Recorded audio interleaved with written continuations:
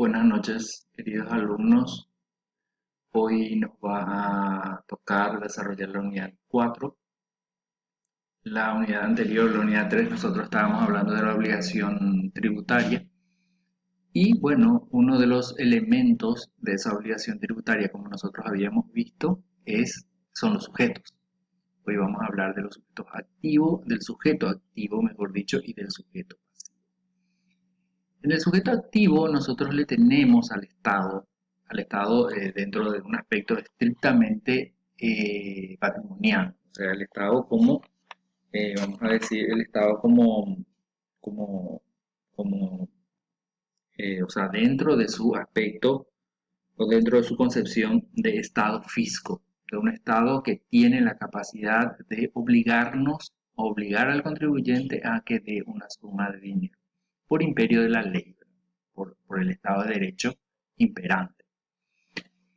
Surge una pregunta ahí, si existen otros sujetos activos dentro de la legislación o si existen otros sujetos que puedan obligarnos o obligarle al contribuyente a pagar o a dar una suma de dinero. Nosotros como vivimos dentro de una estructura unitaria, ¿verdad? Que eso está enmarcado en la Constitución Nacional, entonces nosotros tenemos una estructura unitaria.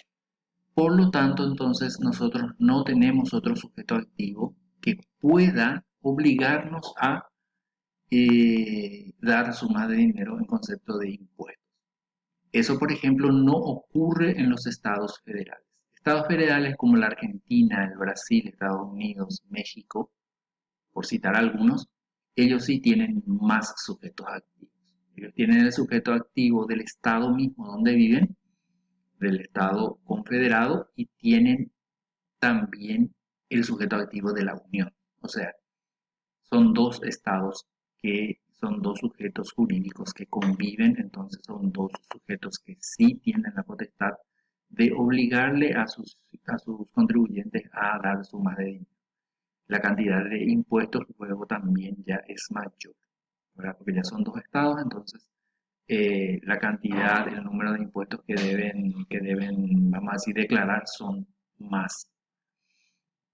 Bueno, nosotros lo que más o menos tenemos parecido son los municipios, pero los municipios, eh, vamos a decir, vienen a ser como un representante del Estado.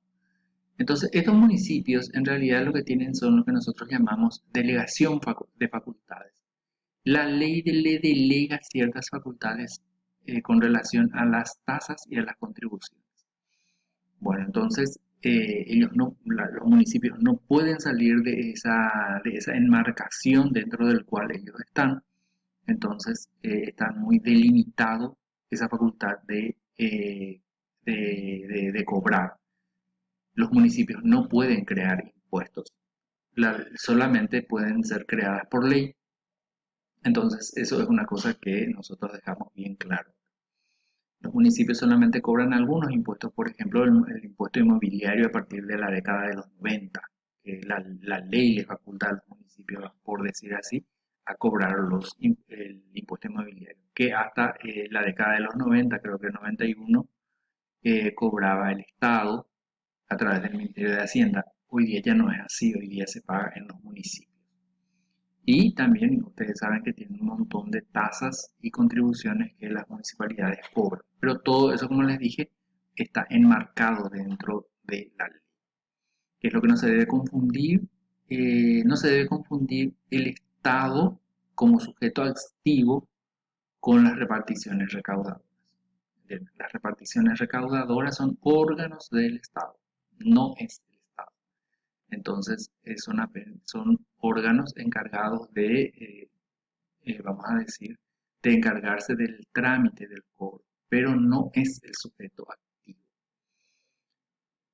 Los agentes de retención tampoco son sujetos activos, son agentes de retención. Son personas jurídicas o personas físicas que deben repasar el impuesto al sujeto pasivo. Solamente retienen, pero al final deben pasar. En un segundo término, nosotros tenemos el sujeto pasivo o el contribuyente, ¿verdad? El sujeto pasivo que, que por excelencia es el deudor. Es el deudor en términos generales.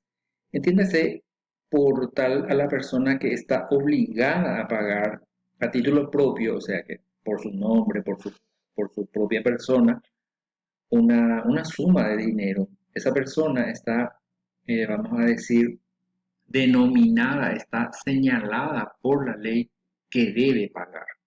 Entonces, el sujeto pasivo o contribuyente es el deudor, el obligado a pagar. Eh, Dentro de esto, nosotros tenemos categorías de contribuyentes. Tenemos el contribuyente, los contribuyentes de hecho, que son las personas señaladas por la ley para pagar, y están los contribuyentes de derecho. Entonces, el contribuyente de derecho es la que solventa el tributo. En este punto, nosotros vamos a centrarnos en los contribuyentes de derecho, ¿verdad? Vamos a centrar nuestra atención en los contribuyentes de derecho, dejando a la ciencia financiera el estudio del contribuyente de hecho, ¿verdad? En el examen de los efectos económicos de la ley.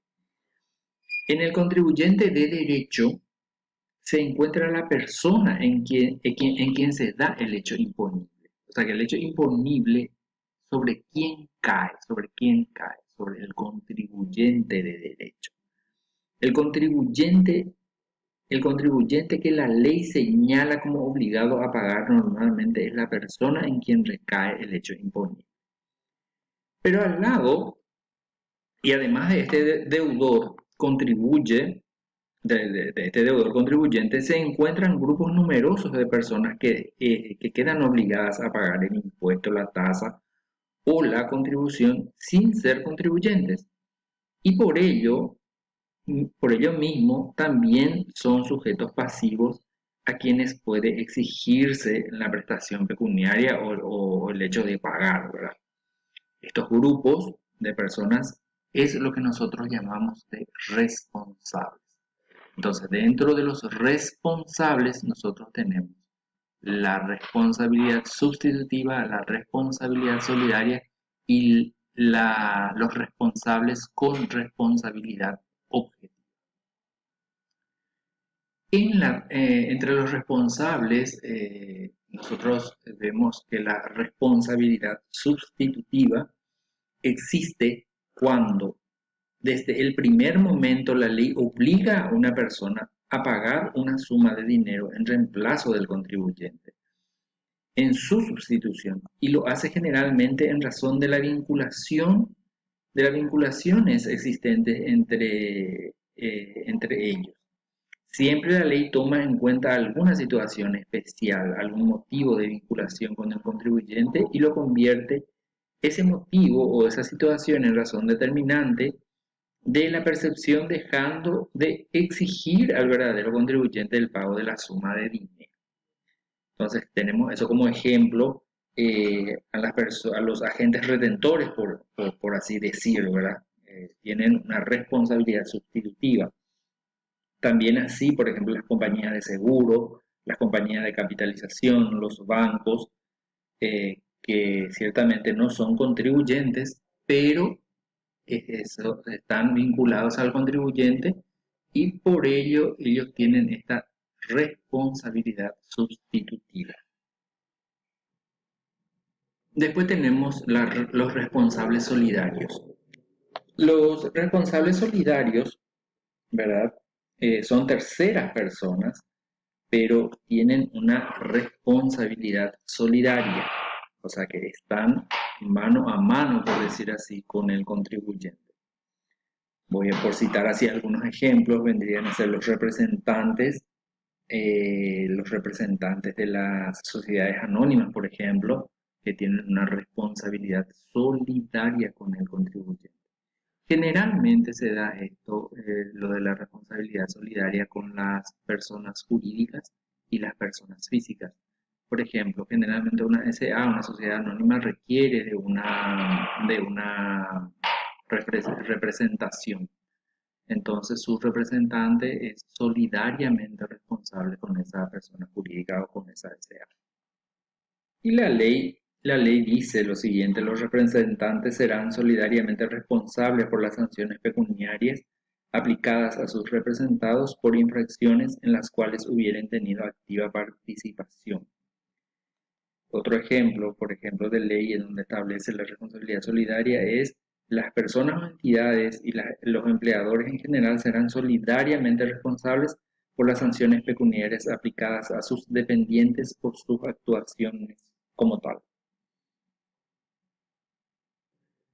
Y por último, el contenido que vamos a abordar el día de hoy es la responsabilidad objetiva. La responsabilidad objetiva existe cuando la ley obliga a una persona, en razón de su carácter de propietario o poseedor de una cosa, ya sea mueble o inmueble, a extinguir una deuda fiscal, so pena de la aplicación de las sanciones correspondientes.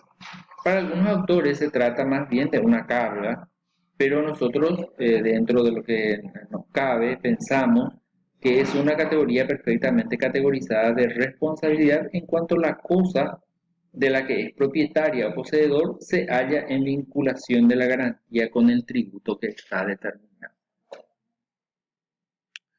No olviden leer el material